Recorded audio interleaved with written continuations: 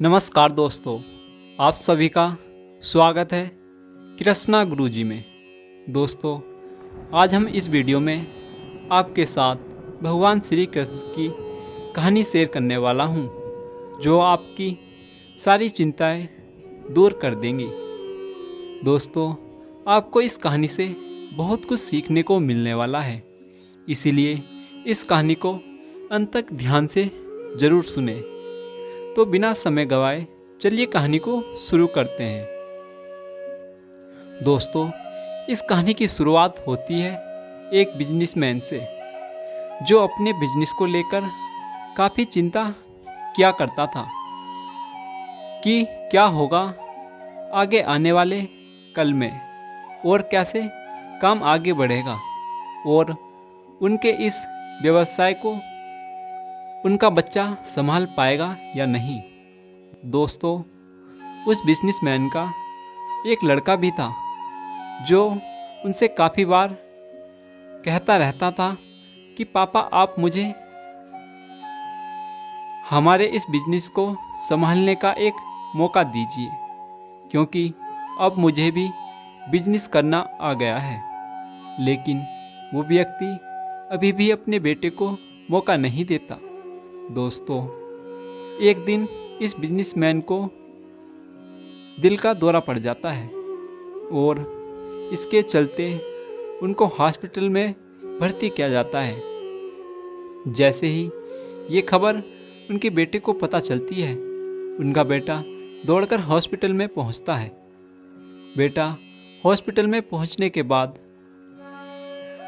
उसने ये देखा कि उसके पापा अब एडमिट हैं और डॉक्टर ने उससे ये कहा कि आपके पापा अब पहले से थोड़ा ठीक हैं और धीरे धीरे करके ये अब रिकवर हो जाएंगे।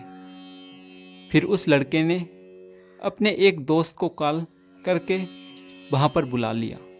फिर उसका दोस्त वहाँ पर आता है और उससे पूछता है कि क्या हुआ भाई। फिर उस बिजनेसमैन के लड़के ने अपने दोस्त से कहा कि मेरे पापा को दिल का दौरा आया है और उन्हें हॉस्पिटल में एडमिट किया हुआ है। इसके बाद उस बिजनेसमैन का लड़का अपने दोस्त से कहता है कि चलना ज़रा बाहर चल के आ जाते हैं, कुछ देर हो गई इधर। और फिर वो दोनों हॉस्पिटल से बाहर चले जाते हैं। जब वो दोनों हॉस्पिटल से बाहर निकलते हैं, तब उनको एक आइसक्रीम वाला दिखाई देता है। फिर उस बिजनेसमैन के लड़के ने अपने दोस्त से कहा कि भाई आओ आइसक्रीम खाते हैं। ये बात सुनकर उसका दोस्त थोड़ा चौंकता है और मन ही मन में कहता है कि अरे ये क्या पागलपन है, पापा अंदर भर्ती हैं और ये यहाँ पर आइसक्रीम खाने की सोच रहा है। फिर उन दोनों ने आइसक्रीम खरीद ली और वे दोनों आइसक्रीम खाने लगे। लेकिन उसका जो दोस्त था ना, उसने ये रहा। फिर उन दोनों ने आइसक्रीम खरीद ली और वे दोनों आइसक्रीम खाने लगे। लेकिन उसका दोस्त था ना, उससे ये रह नहीं गया और उसने अपने दोस्त से पूछ लिया कि भाई, मुझे समझ नहीं आ रहा कि तुम्हारे बिजनेस के आगे क्या होगा। तुम्हारे पापा की तबीयत ठीक नहीं है और तुम यहाँ पर आइसक्रीम खा रहे हो, मुझे कुछ समझ में नहीं आ रहा। फिर ये जो बिजनेसमैन का लड़का था ना, और उसने जो बात कही, इसको ध्यान से सुनिएगा।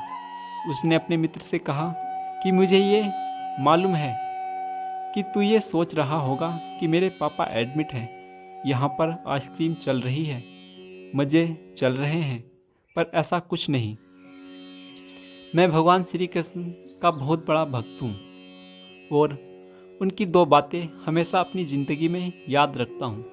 पहली बात, जो हम सबको पता है कि काम करना है और फल की चिंता नहीं करनी है, इसलिए जो होगा देखा जाएगा। मैं सिर्फ अपने काम पर ही फोकस करूँगा और दूसरी बात, वो लड़का अपने दोस्त से कहता है कि मैं तुम्हें भगवान श्री कृष्ण की कहानी सुनाता हूँ, जो तुम्हें दूसरी बात क्या है वो अच्छी तरह से समझ आएगी। भगवान श्री कृष्ण की जो पत्नी थी, जिनका नाम रुक्मणी था, उनको जब पहला बेटा हुआ था तो उसका नाम प्रद्युम्न रखा गया था और प्रद्युम्न के जन्म के 10 दिन पश्चात ही प्रबोधन का अपहरण हो गया। प्रबोधन के अपहरण का कारण रुक्मणी नाराज और उदास रहने लगी कि क्या हो गया है। भगवान श्री कृष्ण रुक्मणी जी से कहते थे कि चिंता मत करो, क्योंकि उद्मन जहाँ पर भी होगा वहीं पर ठीक होगा। लेकिन इतना समझने के बावजूद भी रुक्मणी अपने बच्चे की चिंता में उदास और निराश रहती है और इस तरह की चिंता करते करते रुक्मणी जी के 18 साल बीत गए। 18 साल के बाद द्वारिका में जब प्रद्युम्न की वापसी हुई और जब प्रद्युम्न द्वारक में वापस आए तो उनके साथ में उनकी पत्नी मायावती भी थी। अब समस्या यह थी कि मायावती की उम्र प्रद्युम्न से 20 साल ज़्यादा थी। वहाँ रुक्मणी पहले तो खुश हुई कि बच्चा वापस आ गया और फिर से दुखी हो गई, क्योंकि इतनी बड़ी लड़की से शादी कर ली। रुक्मणी फिर से भगवान श्री कृष्ण से जाकर कहने लगी कि ये क्या हो गया। फिर भगवान श्री कृष्ण जी ने माँ रुक्मणी जी से कहा कि जो हो गया है उसको स्वीकार कर लो और आगे बढ़ो और चिंता मत करो। लेकिन माँ रुक्मणी ये कह रही थी कि बड़ी लड़की से शादी क्यों कर ली और ये ही लड़की मिली थी क्या, और इस बात को स्वीकार नहीं कर पा रही थी। इसके कारण 6 साल तक माँ रुक्मणी जी दुखी और निराश रही। 6 साल के बाद रुक्मणी जी ने यह स्वीकार कर लिया कि प्रद्युम्न ने जो यह शादी करी थी वो ठीक है और इसके लिए ज़्यादा चिंता करने की ज़रूरत नहीं, और उस शादी को उन्होंने स्वीकार कर लिया। दोस्तों, एक तरीके से माँ रुक्मणी जी ने अपनी ज़िंदगी के 26 साल उदासी में बिता दिए। इस कहानी को ख़त्म करते हुए वो लड़का अपने दोस्त से बोला कि मैंने अब स्वीकार करना सीख लिया हुआ है, क्योंकि भगवान श्री कृष्ण जी कहते हैं कि जो हो रहा है उसे स्वीकार कर लो, ज़िंदगी अपने आप सहज ही हो जाएगी।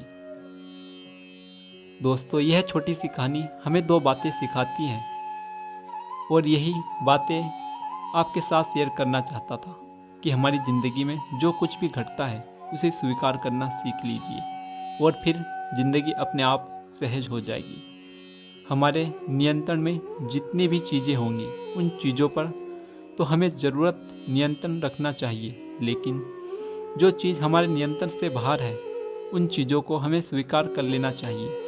अगर हमने स्वीकार नहीं किया तो हमें भी माँ रुक्मणी की तरह बहुत सालों तक उदास रह जाएंगे।